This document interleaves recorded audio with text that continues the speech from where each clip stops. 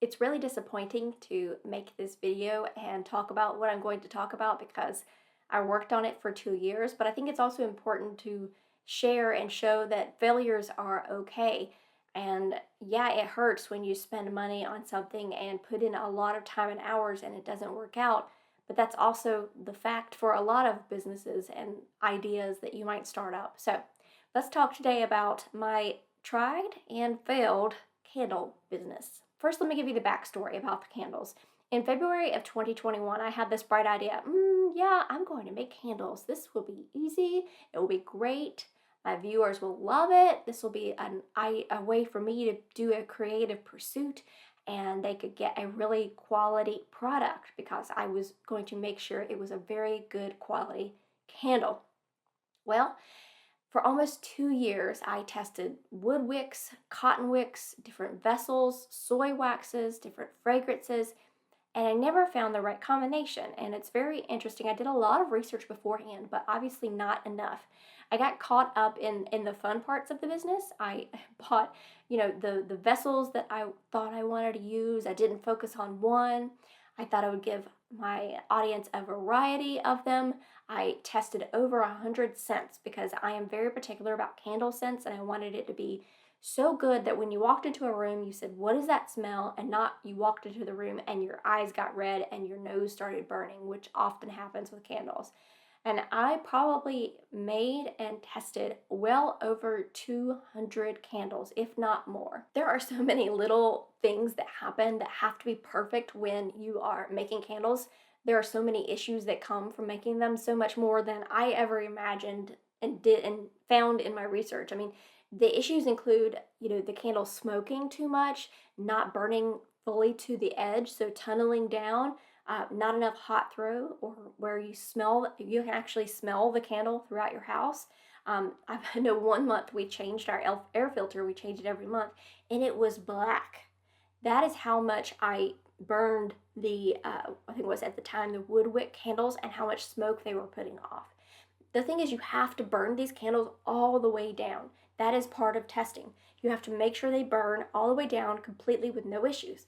Um, there were hours of research that I put into this that were not even enough. And I mean, think about this. You are making something that will burn in someone else's house. There is something scary about that. You have to do it right.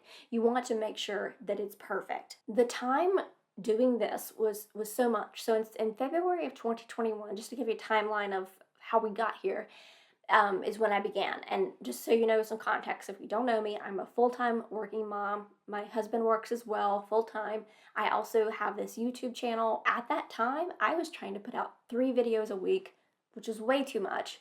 But pouring candles is a very time consuming and requires constant attention. You've got to bring the wax to the right temperature and you can't let it go over. You have to pour in the right percentage of fragrance amount. You have to measure out the grams or the ounces exactly.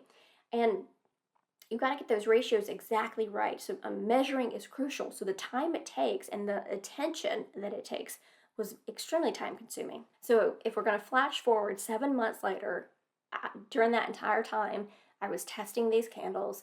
I had still not gotten a solid combination. And then I got an amazing job opportunity, which also included more time and attention.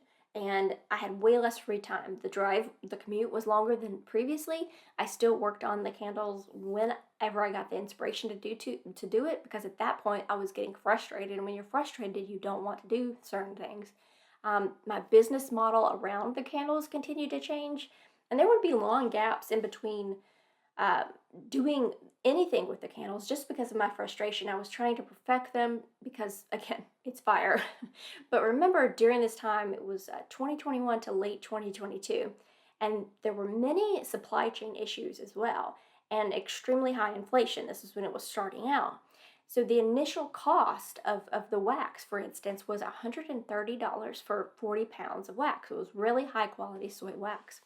And then to date, it is currently $170 for 40 pounds of wax. So that same amount of wax. So it's not including the higher shipping prices as well, which also increased.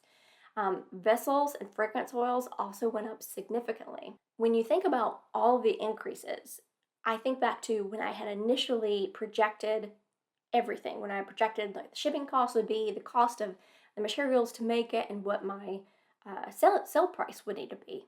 And when you add in all these extra expenses, these increased cost, it obviously has to increase the cost of the product. So probably late 2022 is when I reached a breaking point. But does anybody ever really want to admit a defeat? I had to be honest with myself though. I mean, I had two paths ahead of me. Option one was where was I? So at the end of 2022, where was I? What did I still need to do? I still needed to do additional testing because I still didn't have a completely perfect handle. Although I was pretty close. I needed to buy more wax, again, at a super high cost. I needed to set up the business side of it, so the LLC, the insurance, and gosh knows what the insurance cost of it would be, liability-wise. The website, was I going to go with Etsy? Was I going to go with Shopify? I had to finalize the labels, packing, etc. And all of this would be a considerable amount of money outlaid just to get started. You know, just saying I have a product here, that's still a considerable amount of money just to start the business, not what I had already even spent. And then option two would be just quit now. Quit now rather than shelling out more money. So I had to think about what my deciding factors, and they really came down to three things. And the first one was if I couldn't find the time to work on the candles, on the candle testing, how in the world would I have found the time to fulfill orders, to ship orders, to make replacement product, or to handle customer complaints or questions? The second was with the cost of the supplies I needed to make the candles now, I could not bring myself to sell a candle for as much as I would have needed to make any sort of a profit for my time. I could not, in good conscience, do that. And then the third was even if I could, would the stress and time away from my other two incomes that are already in place, my 9 to 5 and my YouTube channel, would that be worth it? Let alone the time away from my family. Would that be worth it? So in the end, I made the better financial decision to move on now. I knew for my time and what I can allocate that it was going to be better just to abandon the project. And I'm okay with that. I've thought it through. I gave it 2 years. I should have thrown up the white flag probably sooner than that, but there is just something discouraging about failing. But in this case, I don't find it a failure because it was a hard lesson, and hard lessons are one of the ways we grow the most. I learned some valuable lessons from this entire project, and one of the first one is don't talk about what you're going to do, just do it and then talk. I talked about my project and how I was so excited about it to you all in a video in July of that same year, and everybody got super excited. I shouldn't have done that. I should have waited until I had a good product. But I was excited. I wanted to share it, and at that time I had the time and the resources, and the cost of the product wouldn't have been as much, but then things changed considerably. Another thing I learned was how often businesses actually fail, how often startup businesses actually fail and don't succeed, how many times people have to try things over and over, different ideas until they find a winning one. It's a considerable amount. And if you look at stories from other entrepreneurs, they have these stories of all the times that they tried and they failed. Now, this is not to say that you should never try. I think in trying, you learn and you grow from there. And it is just to understand that you have to keep going and trying something until you figure out what works best for you. For those of you who were excited about my candles and hoping to buy one, I truly am sorry. I should have kept my idea quiet so as not to disappoint anybody. I'm not sure that you could be more disappointed than I was in myself in thinking this through and thinking of the money that I did spend. But I think it goes to show that everybody makes mistakes, and mistakes can teach you something, and you can learn a lesson, and you can get up and try again, something else. Not going to try the candles again for sure.